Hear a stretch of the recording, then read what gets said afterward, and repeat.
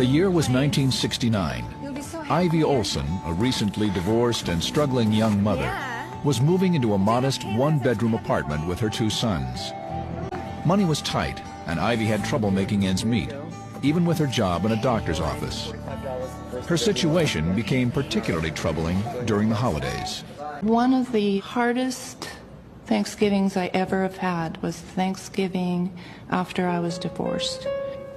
Waking up for Thanksgiving, realizing that nobody had invited us to their home.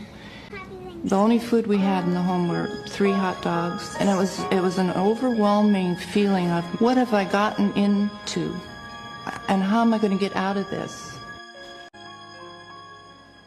I was down. I really felt despair.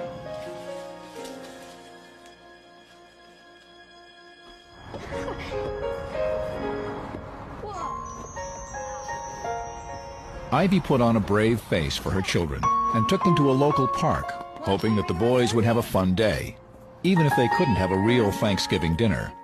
Coming back from our little picnic, though, I can remember the boys saying, "Mom, we're so hungry." And I knew there was absolutely no money, no food, nothing. I don't think I've ever felt so alone as I did coming back, wondering, how are we going to do this? How am I going to do this?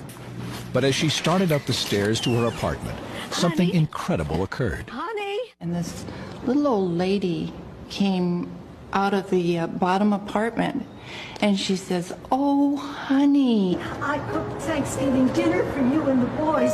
And I'm just looking at her. I'd never seen her before. It was just a complete stranger. Oh, no, we couldn't impose. But the woman was so insistent that they join her for dinner that Ivy couldn't refuse. Okay. The woman's invitation was a prayer answered.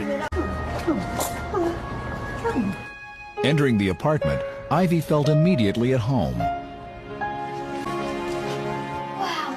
And it was all dimly lit, and the kitchen table was just loaded with food, and she was just so incredibly sweet. See, we're gonna have to carve a turkey. Her presence was like electricity.